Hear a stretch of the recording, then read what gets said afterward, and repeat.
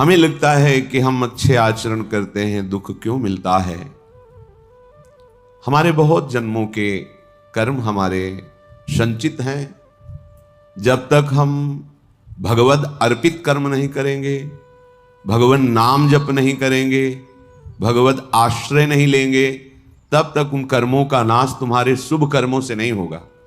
शुभ कर्म और अशुभ कर्म दोनों का अलग अलग भोग प्राप्त होगा, जिसे सुख और दुख कहते हैं। एकमात्र भगवत समर्पित कर्म और भगवत स्मरण इतनी सामर्थ्य है कि आपके सब पहाड़ के पहाड़ जैसे शुभ अशुभ कर्मों को विध्वंस करके महासुख प्रदान करेंगे। जब तक शुभ अशुभ कर्म रहेंगे तब तक आपका जन्म मरण होता रहेगा, आपको दुख सुख की प्राप्ति होती रहेगी। जैसे किसी किसी को भ्रम होता है कि गर्भस्थ शिशु या बाह्य प्रकट हुआ या अभी बाल्यावस्था को है या किशोर अवस्था को है, इस जन्म में तो कोई पाप नहीं हुए, फिर वो क्यों मर जाता है या फिर वो क्यों असाध्य रोगों से ग्रसित हो जाता है। जीव पुरातन है, भगवान का अंश, और उसी ने जिन जिन शरीरों को धारण करके जैसे जैसे कर्म किए हैं वैसा वैसा उसको परिणाम भोगना पड़ता है। पहली बार थोड़ी मनुष्य बना है, शास्त्रों बार बन चुका होगा। जैसे प्रश्न उठता है कि 84 लाख योनियों में एक योनि है जिसमें कर्म नवीन किया जा सकता है, तो अभी तो वो मनुष्य योनि में आया, पीछे क्या ऐसे कर्म किए? तो आप जानते हैं ये कितने करोड़ बार मनुष्य बन चुका है? नहीं जानते। अल्पज्ञ होने के कारण आप प्रश्न कर देते हैं कि मनुष्य योनि तो 84 लाख योनियों में एक बार ही मिलती है और अभी वो मनुष्य बना है, कोई नवीन कर्म किया नहीं, ना शुभ ना अशुभ, फिर उसे दंड क्यों मिल रहा है? क्योंकि अन्य योनियों में किए हुए कर्मों का परिणाम मनुष्य योनि में नहीं भोगना पड़ता। जैसे पशु है, पक्षी है, वो तो प्रारब्ध के अधीन होता है, नवीन कर्म कर ही नहीं सकता। फिर ये परिणाम किसका भोग रहा है? जो अभी अभी नवीन अवस्था को प्राप्त हुआ है मनुष्य शरीर में। तो आप अल्पज्ञ हैं, आप पीछे के जन्म नहीं देख पा रहे कि आप करोड़ों बार मनुष्य बने हैं। हर बार आपने वासना की फिसलन में फिसल करके अशुभ कर्म किए और भगवान को प्राप्त होने वाले भगवत प्रीत्यर्थ कर्म नहीं किए, भजन नहीं किया।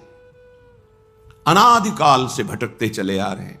ये क्यों म्यों छोड़ करके यदि शास्त्र और संतों की बात मान लें तो आपका ये जन्म सब कर्म संस्कारों को मिटाकर परम पावन भगवान के चरणों की प्रीति प्रदान कर दे। वही योग योग है, वही ज्ञान ज्ञान है, वही धर्म धर्म है, जिससे भगवान के चरणों में प्रीति हो जाए। वो कर्म धर्म योग ज्ञान किस काम का जो भगवान के नाम में प्रेम न हो, उनके रूप में प्रेम न हो, उनके श्री चरणों की भक्ति न हो हृदय में। बड़े बड़े महापुरुष योगींद्र मुनींद्र भी जिनके चरणों का यश गाते हैं, चरणों की आराधना करते हैं, वो प्रभु हैं। सत प्रेमैक रसात्मनो पदतले न्यस्याभय स्थीयते। जिसने श्री श्यामा श्याम के चरणों में अपने शीश को झुका दिया, समर्पित कर दिया, अब उसे कहीं भी कोई भी भय परास्त नहीं कर सकता, श्रीपाद कह रहे हैं।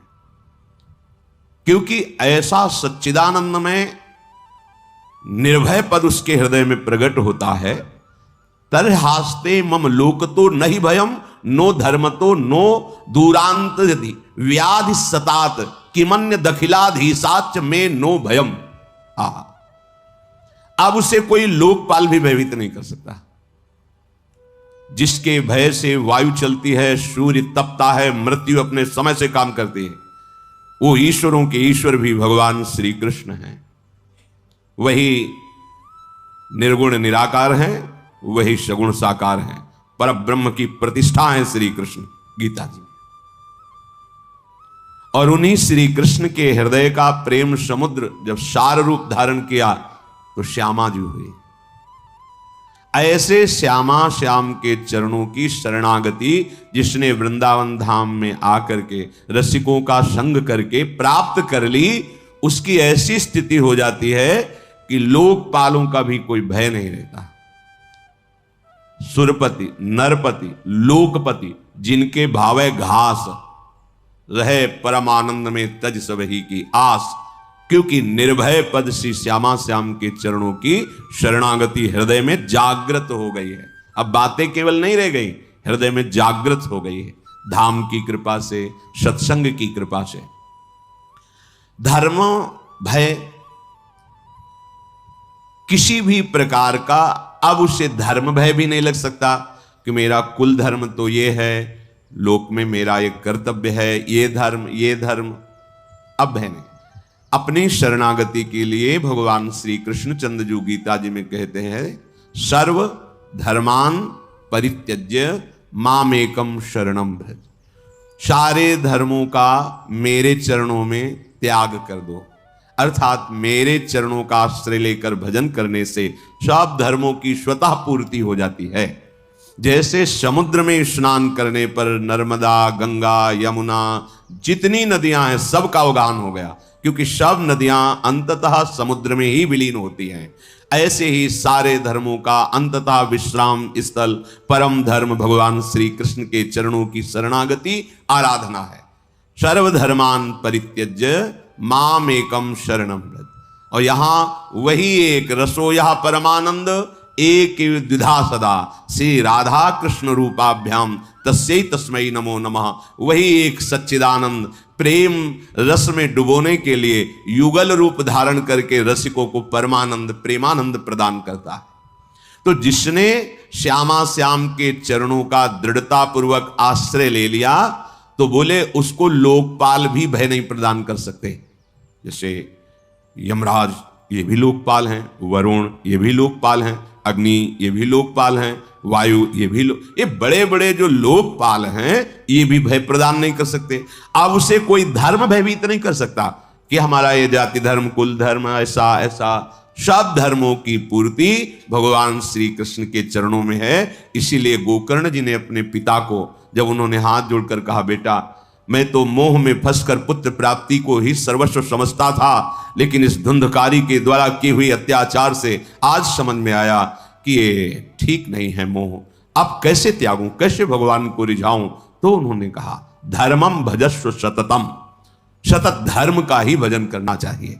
तो उनका वो तो कर रहा था, बोले नहीं अभी लोक धर्म का पालन कर रहे थे, परम धर्म का नहीं। इसलिए आगे लिखा त्यज लोक धर्मान, लोक धर्म का त्याग करो, परम धर्म भागवत धर्म प्रेम धर्म का भजन करो। कैसे समझूं कि किसे भागवत धर्म कहते हैं, किसे प्रेम धर्म कहते हैं? बोले संतों की सेवा करो, सेवन करो भगवत प्रेमी महात्माओं का, तो पता चल जाएगा कि भागवत धर्म किसे कहते हैं, प्रेम धर्म किसे कहते हैं। धर्मम भजस्व सततम त्यज लोक धर्मान सेवन सदा साधु पुरुषं, सदा भगवत प्रेमी महात्माओं का सेवन करो। अगर आप आगे की बात नहीं समझे तो संत संग करने पर भी लाभ नहीं मिलेगा।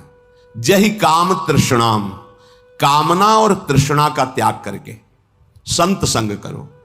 अगर कामना रखोगे और तृष्णा तो संत संग का लाभ आपको अनुभव में नहीं आएगा। कामना किसे कहते हैं? देखे हुए सुने हुए पढ़े हुए भोगों को भोगने की इच्छा का नाम कामना है, और भोगे हुए भोगों को पुनः भोगने की इच्छा का नाम तृष्णा है। इसलिए कह रहे साधु सेवन करो, पर जही काम तृष्णाम, कामना और तृष्णा का त्याग कर भगवत प्रेमी संतों का सेवन करो। जब भगवत प्रेमी संतों का सेवन करोगे तो आप में सद्गुण जागृत होंगे।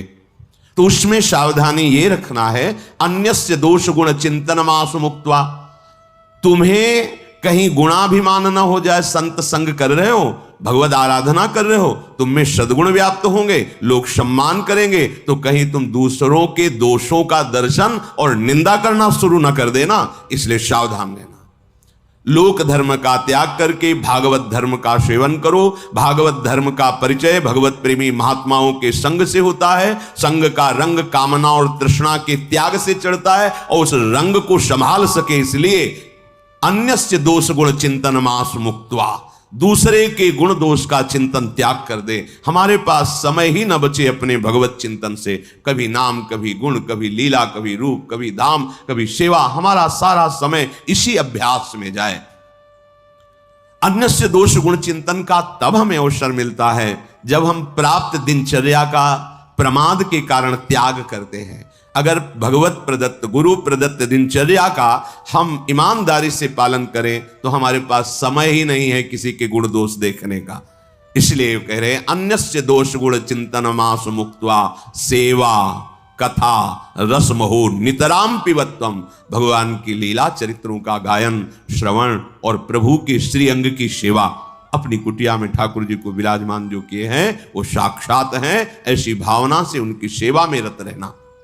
तो यदि आप श्यामा श्याम के चरणों की शरणागति ले ली तो अब आपको धर्म का भी भय नहीं करना कि मेरा कुल धर्म, मेरे कुल देवता, मैं एक पिता हूं, मेरा ये कर्तव्य, मैं एक पुत्र हूं, सब कर्तव्यों की पूर्ति स्वतः हो जाएगी जब आप भगवान के आश्रित हो जाओगे। तो इसका मतलब ये सब नहीं करना चाहिए, नहीं, अंतर्भाव नहीं समझ पाए।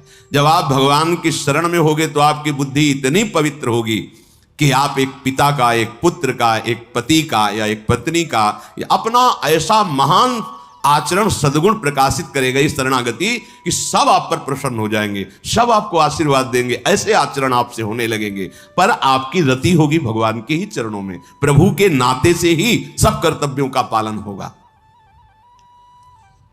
तरहास्ते मम लोकतो नहीं भयम नो धर्मतो नो दूरांतादि व्याधि सतात।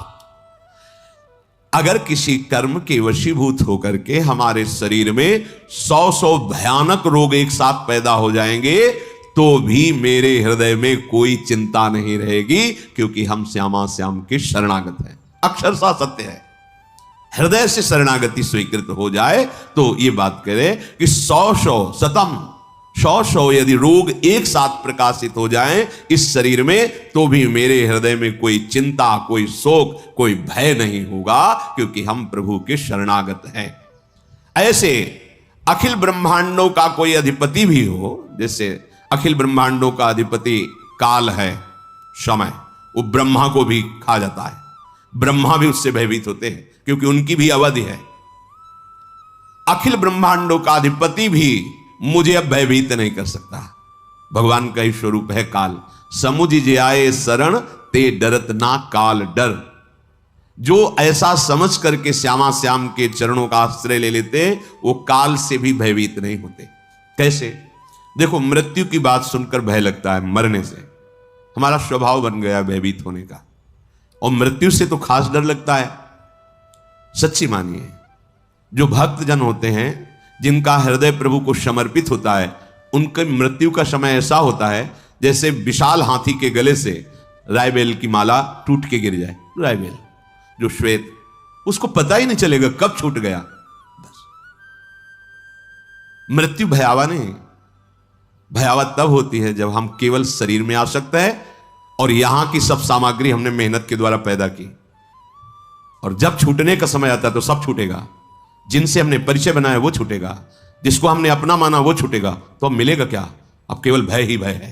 कहां जाऊंगा, कौन मेरा है, क्या होगा, ये सब मेरे तो छूट रहे हैं, अब क्या होगा, अब भय है।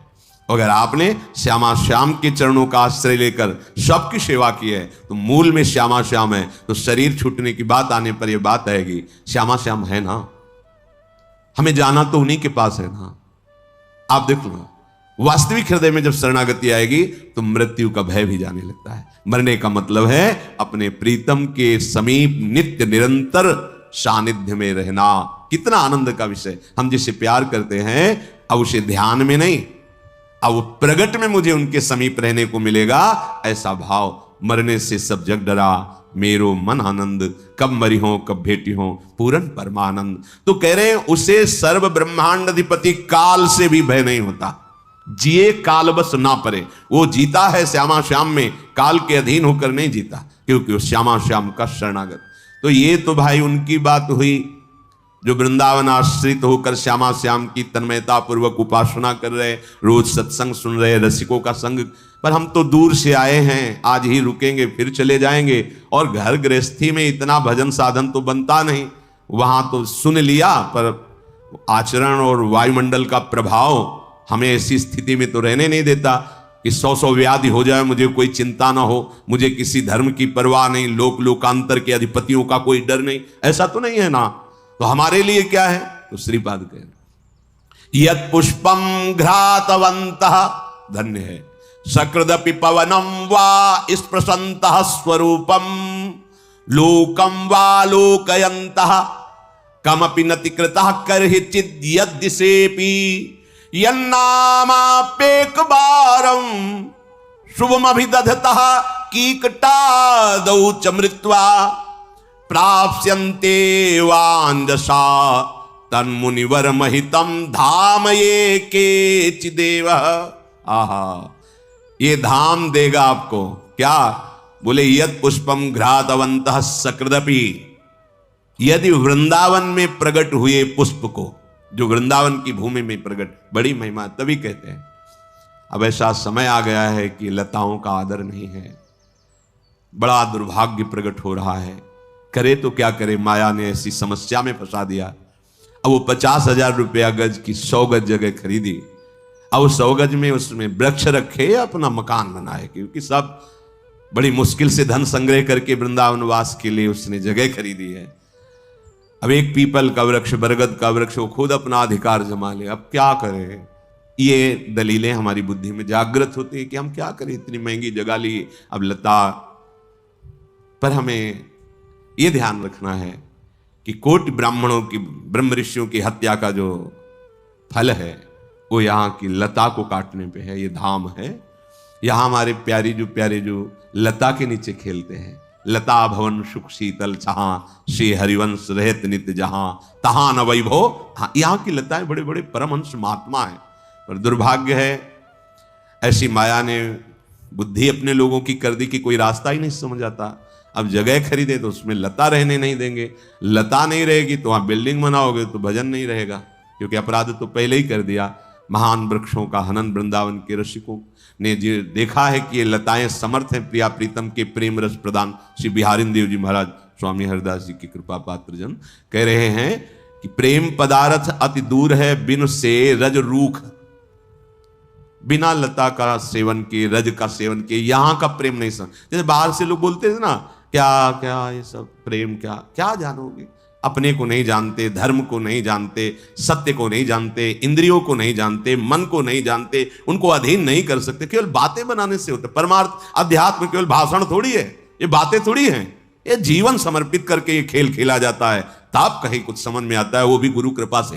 अहंकार रहित होकर पूर्ण जीवन समर्पित, एक एक सेकंड प्रयत्नशील रहकर भगवत आराधना, तब कहीं समझ में आता है। ऐसा ही कथा वीडियो देखने के लिए चैनल को सब्सक्राइब करिए। राधा वल्लभ श्री हरिवंश।